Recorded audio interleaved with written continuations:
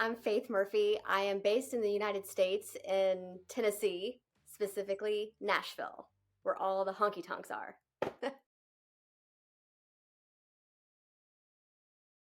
How I started in acting. Wow. Well, that's been quite a journey. I started behind the camera right after college. I worked for a production company.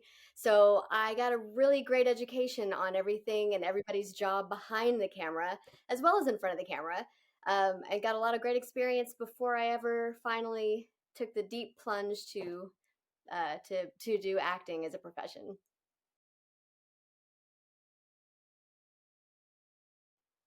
It is. It's a very long title.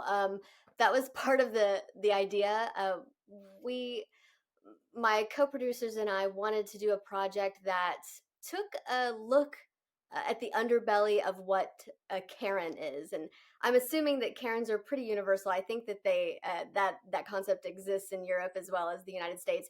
It's a very big deal here because, of course, in America everything is a big deal, right? So, but we wanted to take a very unsavory group of society and look at how they became to be. Is there any redeeming qualities behind these people that make these outrageous, often uh, unsavory, terrible choices in public on people's camera? And see if there's anything redeeming about who they are, and are they, where's the humanity in them, and can we grow a compassion for them? Oh, sure. It was the first time. It was my first production under a new production company that I started called Over 40 Films, and it was two separate hats for sure. It just felt like everything leading up to the months before, all of the prep work was one hat. And then at a certain point, I had to take that hat off. So it really felt like a choice. I can't produce at this point for the rest of the go, at least until we get to post. I'm taking off this hat and I'm putting on my actor hat, and it was a very different process and approach to the whole piece. But yes, it was. That's how I decided to handle it. I can do everything up until I think it was, I think 3 days before, and then I said I can't do any more producing. Now it's time to lock in and make sure that we get what we need on the front side of the camera. Yes, we actually have one that's kind of in a holding pattern, but it's a very different vein. But yes, another short that's really a proof of concept. It's a great calling card for all of the talent that exists in the southeast of the United States.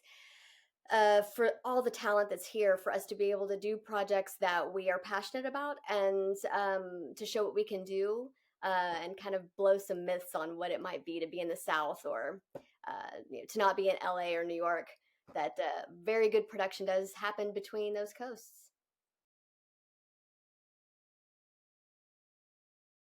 That's right. Absolutely. We're all creative. Even accountants that I know, there's a creativity to that. So it's just a what's really unique about where I live is the collaboration.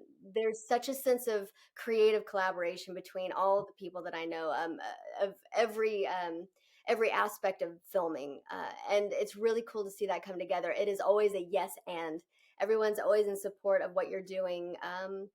And it's really neat to bring that together and put together a really well edited piece. I mean, so much happens in the post, and even that we have strong professionals here in the South that make it that spit and polish that really brings the story together.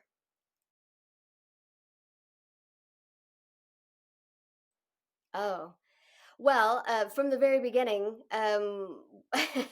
it's kind of funny. The storyline came from our very first production meeting. I was having a meeting with my co-producers, and it was really like a first date.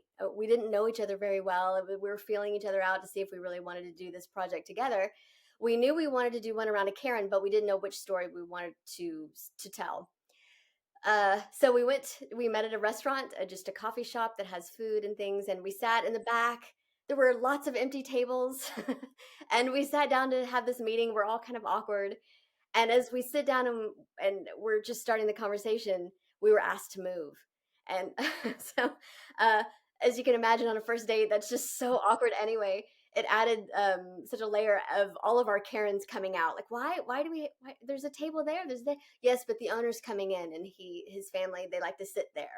So, well, there's your story, and that's where it all started. So, what was kind of a frustrating, awkward moment to begin with actually was a great yes and for our creative process.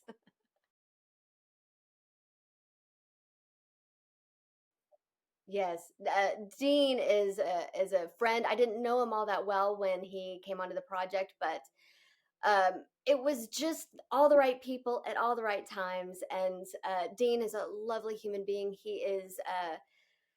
He comes from the world of acting. This was his directorial debut, and so he knows the world of acting so well. He is an actor's director, and it was wonderful to get to work with him.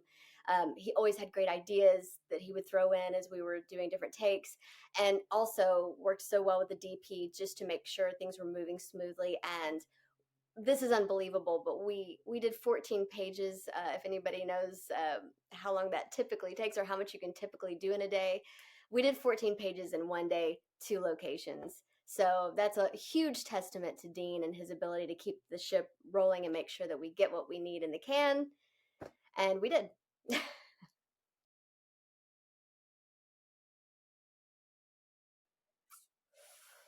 That is a no-brainer. Jody Comer all day, every day. If I could just cherry pick the best of the best, and her younger pictures. I mean, we really do. There's a lot of favor between the two, but I'd love to play her older sister on, in you know, on any amount of pages they would give me, or no pages, just to be.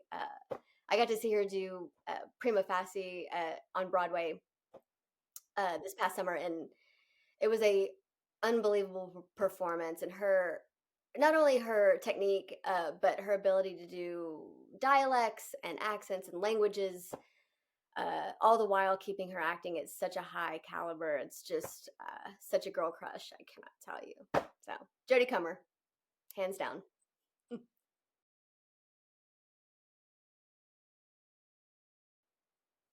Oh, sure. Okay. Well, for film, well, it goes for actors too. Anybody wanting to do more film production, whether it's on the production side or the actor's side, my advice is to get a very good set of earphones. Uh, you want to block out all other voices and opinions. I find that that's the biggest creative stopper is people telling you the reasons why you can't do anything. Um, it's ludicrous because creativity really has no bounds, and your imagination is your most precious commodity aside from time. So I would say, yeah, invest in some really steady Bose. I mean, hey Bose, if you want to, sponsor me, great. But just get some good earplugs that just block out all the negativity and go for it. There's really no reason not to. You're not harming anybody. You're doing nothing but creating and putting something out in the world that is distinctly you. And we need to know those stories. So keep going.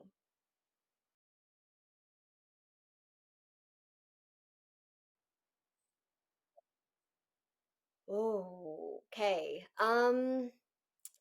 A series that's, yeah, wow. Well, I mean, I don't mean to be on the Jodie Comer crush bus too long, but um I loved Killing Eve season 1. Season 1 of Killing Eve was really special and unique. I love the opportunity for female characters in that series. Uh, there's this really sick, dark humor, which is totally me. But then also rich, dramatic situations that they found themselves in. So really high stakes, but also a little dark humor and some killing. Killing is nice. Uh-huh.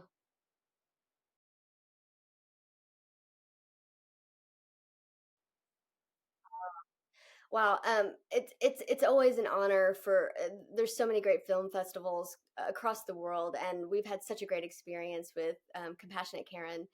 We've gotten a lot of awards, and that's just so humbling and wonderful. But I hope it really does inspire. Our whole goal at our production company is just to build bridges and tell stories that unite us instead of divide us. There's so much division that's in the world right now. I think we're all looking for opportunities to find the common ground. So all of the stories that we tell do just that, or we at least intend to. So we're very honored for just being recognized by Freewheeling, and we wish everyone all the best.